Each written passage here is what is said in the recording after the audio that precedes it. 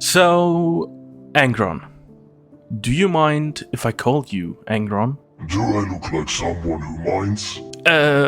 Right. So, we've been talking a lot about your outbursts.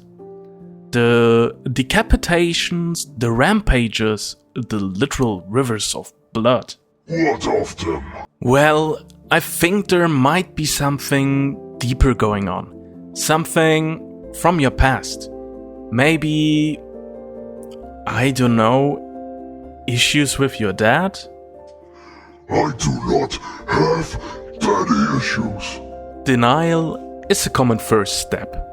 Your father, the Emperor, he did abandon you after all. That must have hurt.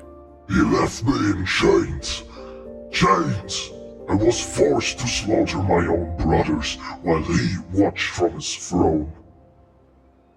But sure, Doc. Let's talk about my feelings. Excellent. We are making progress. You're opening up. I'm about to open your skull. Classic displacement of aggression. Tell me more about your childhood. I was raised in a gladiator pit. Welcome back to the Warhammer 40k universe, where the only thing more inevitable than death is, well, more death. And today we are diving into the tale of someone who embodies that very idea. Angron, the Primarch of the World Eaters. Now, you might be thinking, hey, isn't this the guy who's basically the galaxy's angriest punching bag? You're not wrong. Angron's story is all about rage. Rage that's been cranked up to 11, turned into a weapon and then set loose to wreck everything inside. From the gladiatorial pits of Nuceria to the hellish transformation into Daemon Prince of Khorne, Angron's journey is the perfect example of how not to raise a child. So sit back, relax and get ready for a ride through a life full of violence, betrayal and one very, very angry Primarch. Angron's story isn't just a tragic one, it's a story about how someone can be shaped by the worst kind of brutality. His early years on Nuceria were nothing short of a nightmare. And not the kind where you wake up relieved it was all just a bad dream. No, Angron's nightmare was his reality. Nuceria itself was a world full of brutal gladiatorial combat, where slaves were forced to fight against each other and against dangerous alien beasts for sport. These weren't sponsored battles for charity, they were the kind of fights that made even hardened warriors tremble. At a young age, Angron was thrust into this savage existence, trained by the Nucerians to become the ultimate killer. Think of it as being raised in an arena, not for personal glory, but as an exercise in survival. He wasn't fighting for pride or honor, he was fighting to live. His rise to dominance in the arenas was not just a consequence of his incredible strength, but also his sheer rage. Angron had one goal: to survive the endless torment and bloodshed that was his life. As he rose through the ranks, he became an icon of violence, unmatched in his brutality and ferocity. The idea of a family, love or mercy were foreign to him. To Angron, those things didn't exist. Only victory, only blood. While some gladiators might have found a sense of camaraderie or purpose in their battle for freedom, Angron was different. He didn't need freedom. He wanted to burn everything to the ground. His mind, twisted by the horrors of the gladiatorial life, was consumed by nothing but rage and destruction. Imagine a man who has spent his entire life being broken down, only to be rebuilt as an instrument of pure wrath. This was Angron's fate. As the years passed by, Angron's fame spread across Nuceria. He wasn't just a gladiator, he became a living legend, a figure whispered about in fear and awe. The term, the Unbeaten, wasn't just a title. It was a curse. Angron had become more than a man. He was a symbol of unyielding violence, a force of nature that could not be contained. He was less of a human and more of a weapon, honed in the fires of torment. Now, you might think, the Emperor, he must be the noble savior here. But This isn't a fairy tale. The Emperor didn't rescue Angron out of kindness. He saw him as a tool. Angron was useful to the Emperor, and so he was plucked out of Nusaria's bloodstained sands and offered a new life. A life where Angron would lead the Warhounds Legion, later known as the World Eaters. But there was a dark twist. Angron didn't want to be saved.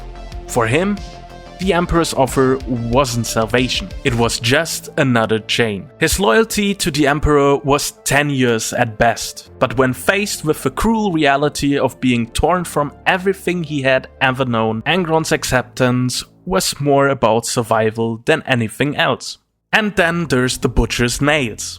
These implements, designed to amplify Angron's aggressions, were the Emperor's idea of a solution. You see, Angron had a lot of anger, so much that it threatened to consume him. But the Emperor didn't want Angron to learn to control his rage. He wanted to weaponize it. The Butcher's Nails weren't a gift, they were a curse. A way to control Angron's overwhelming emotions, but at a high cost: his sanity. When Horus offered Angron a seat at the table of rebellion, Angron didn't hesitate. The Emperor had failed him, betrayed him, and now, in his mind, it was payback time. The Horus Heresy was a family feud, but Angron wasn't interested in any diplomacy. This wasn't about reason.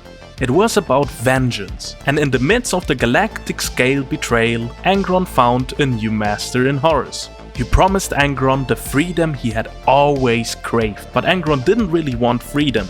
No, he wanted chaos. He wanted to burn everything down.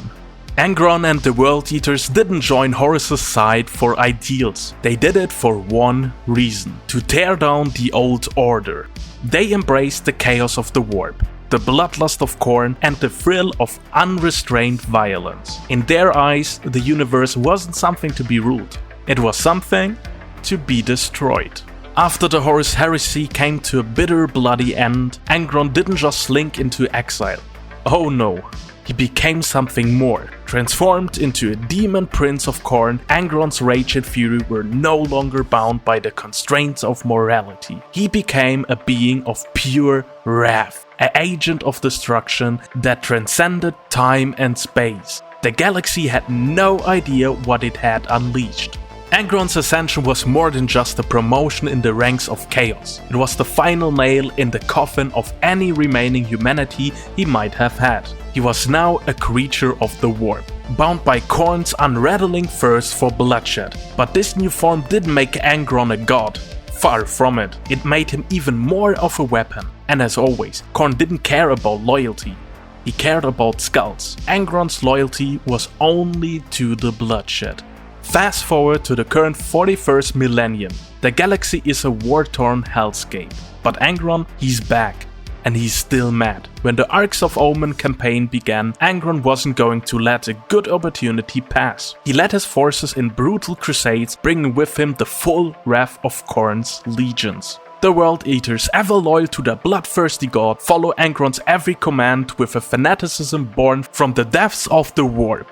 As he marches once again across the stars, Angron is a force of nature, an unstoppable tide of destruction. There's no strategy, only blood and the promise of slaughter, as Khorne demands. Angron doesn't fight for any greater cause. He fights to spill blood. He fights for the joy of murder. The galaxy trembles under his boot, and the Imperium stands no chance against the tide of fury he brings. So, what's left for Angron in the end? Is he truly a tragic figure, a fallen hero consumed by his rage? Or is he the ultimate expression of Khorne's might, an avatar of unrelenting fury who exists solely to destroy and crush everything in his path? His legacy is one of destruction, a towering monument to the belief that some individuals were never meant to be saved. Angron's tale is a dark one. It's a reminder of what happens when trauma, rage, and chaos take over a soul. He didn't choose this life. He was shaped by it. But once he embraced his rage, there was no going back. And now, even the grimdark future of the 41st millennium, Angron continues to reap a bloody harvest. His rage never fading. His thirst of destruction unquenchable. And that's the tale of Angron. Whatever you think of him, one thing's for sure: Angron's fury will echo throughout the galaxy for millennia. So, next time you think you've had a bad day, just remember, at least you're not a Daemon Prince of Khorne with butcher's nails shoved into your skull. That's gotta be worse, right? Thanks for watching. Don't forget to like, subscribe, and for the love of the Emperor, maybe don't get on Angron's bad side. And as always, stay grimdark.